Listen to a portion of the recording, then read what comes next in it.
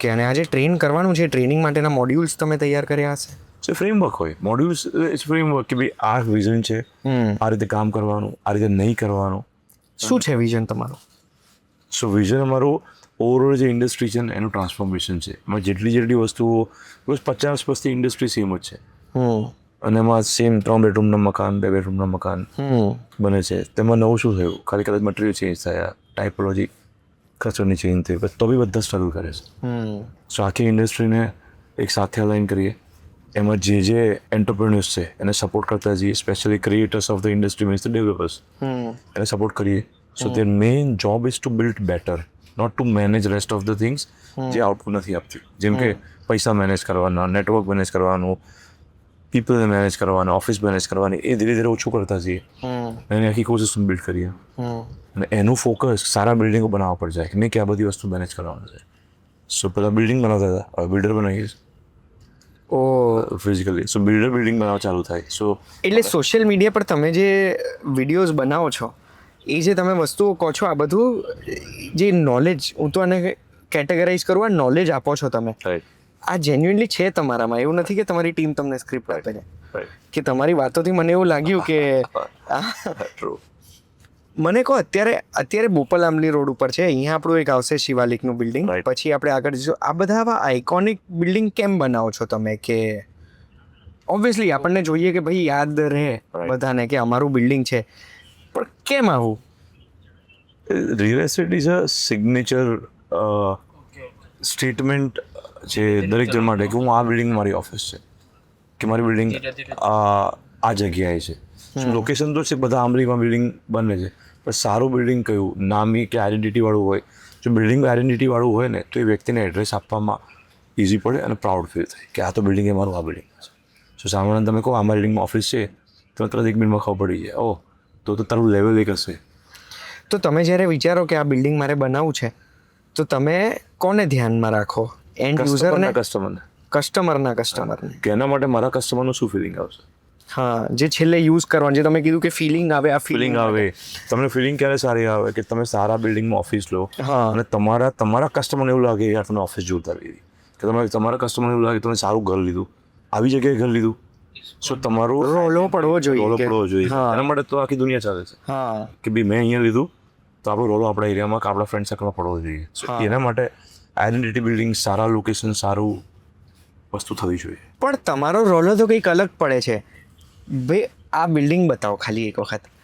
આવા બિલ્ડિંગો તમે જે બનાવ્યા છે એમાં રોલો તો પડે છે. તો આ એક તમારા, તમે જેમ કીધું કે અત્યારે શિવાલિક 4.0 પર તમે છો, તો એ શિવાલિક 1.0 થી તમે 2.0 પર આવ્યા. 2.0માં કદાચ વિચાર્યું હશે કે આપણે આવા આઇકોનિક સ્ટ્રક્ચર્સ બનાવવા છે, તો એ શિફ્ટ ક્યારે થઈ અને કેમ થઈ? સો આઇકોનિક સ્ટ્રક્ચર 2011 થી ગયા શિફ્ટ. ત્યારે બધા દુબઈ ચાલતું હતું, નવું બનતું હતું. પછી પલાઠી વાળીને બેસ્યું છે, તમારી ગાડીઓ તો આમ સરસ છે, પલાઠી વાળીને બેસાશે. સો દુબઈ નો એરા ચાલુ થયો. પછી ફ્લાઇટો બધી સસ્તી થતી ગઈ, એક બાય ટ્રીપનો એરા આવ્યો, લોકો ફરતા થઈ ગયા. અને હવે તો એવું થયું કે 2011 સુધી પૈસા તો બહુ કમાયા, પણ પછી હવે શું, વોટ ઇઝ બિયોન્ડ? પછી આપવાની ભાવના ચાલુ કે સિટીને સારું આપીએ, સારા બિલ્ડિંગો બનાવીએ. તો કોઈ અહીંયા આવે લાગે ના યાર અહીંયા એક કેવું બિલ્ડિંગ બન્યું છે. પહેલું બિલ્ડિંગ કર્યું 2011માં. પછી ધીરે ધીરે જે કયું હતું એ પહેલું બિલ્ડિંગ? શિવાલિક હાઈ સ્ટ્રીટ, ત્યાં આઈટીસી હોટલની બાજુમાં. અરે તો જોરદાર બનાવ્યું. નમસ્તે કસ્ટમર, કે અમે સિટીમાં આવો તો નમસ્તે કરીએ, આપણું કલ્ચર છે. કોણે ડિઝાઇન કર્યું હતું? એક આયના કરી ઇન્ટરનેશનલ આર્કિટેક્ટ છે, બર્કિલ કરીને હતા. ક્યાંથી શોધ્યા? યુએસથી હતા, પણ અહીંયા અમદાવાદમાં એમની ઓફિસ હતી, એમણે આખું ડિઝાઇન કર્યું. શોધ્યા કેવી રીતે? કે આમ તમે નક્કી કેવી રીતે કર્યા કે આ આર્કિટેક્ટ જોડે? તમે બજારમાં કોઈ મળતા હોવ તો ખબર પડે કે આવું કોઈ યુનિક કોણ બનાવી શકે.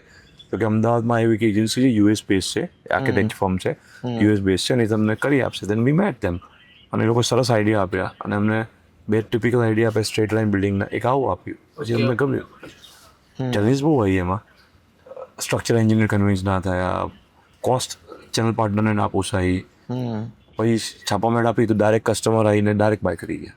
તો ઘણી વખત શું હોય, તમારે ચેલેન્જીસ લેવી પડે તો જ તમારું ટ્રાન્સફોર્મેશન થાય. નહીંતર તમારા કમ્ફર્ટ ઝોનમાં રહેશો અને તમારા આજુબાજુવાળાને પૂછશો તો આજુબાજુવાળાને તો સમજ જ નહીં પડે what you want to. Sometime gut feeling પર કામ કરો. તો આવી રીતે તમે જે ડિઝાઇન બતાડી, નમસ્તે વાળી આવી બધે પછી આવી રીતે શું છે તમારી ફેવરેટ ડિઝાઇન કઈ છે તમારા બિલ્ડિંગ્સમાં? શ્રીમાન પહેલેથી નમસ્તે ગમે છે બિકોઝ એ અમારા માટે કલ્ચર શીખ હતું ત્યાં. અને પછી હમણાં બીજી છેલ્લે કરી કવ કરીને છે જે ગિફ્ટ સિટીમાં જઈશું આપણે. સો એને આખું બિલ્ડિંગ છે ને એક સ્લાન્ટ બી થાય છે હા આમ અને કવ બી થાય છે. સો એ સૌથી ચેલેન્જિંગ પ્રોજેક્ટ છે ઇન એન્ટાયર સિટી. સો આમ સ્લાન્ટ તો બધા થાય, હા ભલે કવ તો બધા થાય, પછી સ્લાન્ટ બી થાય છે. વાવ ઉપરથી બિલ્ડિંગ આમ ટેપડ છે હા એટલે આપણે આમ ટેપડ માણસ ના ઉભો રહી શકે પડી જાય, હા બધું બિલ્ડિંગ ટેપડ થાય છે. તો આમ બિલ્ડિંગ આખું આમ છે અને પછી આર્ટ આમ છે. વાવ એટલે એ ચેલેન્જ છે, ખાસી ચેલેન્જ છે, પણ એ યુનિક સ્ટ્રક્ચર છે. તો આમાં ખર્ચો વધારે થાય ને આવા કંઈક ક્રિએટિવ ડિઝાઇન બનાવીએ? વધારે થાય કેટલો વધારે થાય? 10-20%, 50% કે 100%? ખર્ચો વધારે ટકા ચેલેન્જ તમારે બહુ જ થાય. હા. ત્યાં તમારે દરેક વખતે નવા આર્કિટેક્ટ શોધવાના, વેસ્ટ થઈ જાય બહુ પડે. કોઈ ઓફિસમાં કોલમ સ્લાન્ટ આવી જાય તો એ પાછું કસ્ટમરને કન્વિન્સ કરવાના. સો બિકોઝ તમે ફરારીમાં જ્યારે બેસતા હો તો સિકોડાને બેસવું પડે. હા બેટા પછી મજા કેવી આવે બહારના લોકો જોવે ત્યારે. હા સો એ જે રોલો પડી જાય ને એ રોલો થોડુંક ઇનકન્વિનિયન્સી છે પણ એ બધા ચાલી લેશે. પણ એવું જોતો હોઉં ને, મેં ઘણી ડોક્યુમેન્ટરીઝ જોઈ છે. એ ડોક્યુમેન્ટરીઝમાં મેં જોયું છે કે જ્યારે આઇકોનિક સ્ટ્રક્ચર્સ બનતા હોય ને ત્યારે એ લોકો એના નાના મોડલ કરીને આ સ્ટ્રેસ ટેસ્ટ, તમે જે કીધું ટેપર, માણસ ના ઊભો રહી શકે તો સ્ટ્રેસ ટેસ્ટ કરે, પેલા ટનલમાં વિન્ડ ટનલમાં નાખે ને પાણીમાં ચેક કરે. આવું બધું આપણા અમદાવાદના બિલ્ડિંગોમાં થાય છે? એ અહીંયા ઇન્ડિયામાં ગવર્મેન્ટ જ કરાવડાવે છે. ત્યાં એજન્સી છે, જે 2 એજન્સી છે, બીજી હમણાં એક છે સાઉથમાં છે, એક જ છે આખા ઇન્ડિયામાં. બધા યુએઈની બી ત્યાં જ આવે છે. ટેલેફ ટેસ્ટ એકદમ અમેઝિંગ છે.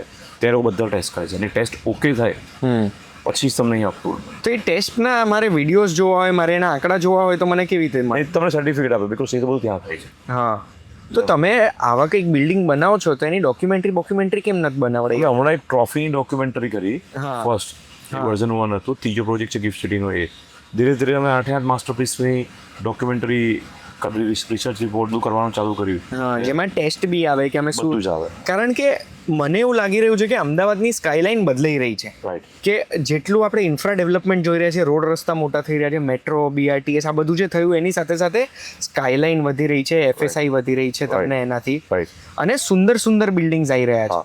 પણ આ જ્યારે આપણે જેટલું ઉપર જઈએ કે હવે તો 40 માળની પરમિશન મળે છે ને અમદાવાદમાં, તો 40 માળની પરમિશનમાં આપણે 40મા માળે રહેવા જતા પહેલાં કે ઓફિસ લેતા પહેલાં મને તો સ્ટ્રેસ જ આવે કે આ બિલ્ડિંગમાં શું શું કર્યું હશે ચેક કરવામાં. પણ એ તો તમને ગવર્મેન્ટ અને અહીંના એજન્સીસ બધી છે એ બધી બહાર થાય છે, 40, 50, 100 માળ થાય છે. ત્યાંના ટેલેન્ટ અને ત્યાંની બેસ્ટ પ્રેક્ટિસીસ અહીંયા મલ્ટીપ્લાય કરતી હોય. હા. સો એમાં આપણને એવું બીક છે. બાકી આપણે બહાર દુબઈ જઈએ છીએ, સિંગાપુર જઈએ છીએ, ત્યાં 50, 100 માળના બિલ્ડિંગ છે જ. ન્યુયોર્કમાં બી છે. તો મારે અગર લેવી છે 40મા માળે ઓફિસ, તો મારે કયા સર્ટિફિકેટ માંગવાના? એ તો રેરા આવી ગયો ને, રેરા માંગી લો, રેરા બધું ચેક કરી લેશે. ફિક્સ જ છે? હા, રેરા બધું ચેક કરે, બધા સર્ટિફિકેટ ચેક કરી લે. એના વગર તમને, અને ગવર્મેન્ટ છે, રેરા છે, બધું ચેક કરી રહે છે. સામેવાળા તમારી કેપેસિટી હોય કે તમને સમજ પડતી હોય તો માંગો બરાબર છે. એ તમને રેરામાંથી બી મળી જાય. એટલે રેરા તમારા હિસાબે કસ્ટમર સેન્ટ્રિક છે? કસ્ટમર માટે જ છે. બધું ચેક થઈ ગયું કે નહીં, નોર્મ્સ બરાબર છે. શ્યોર.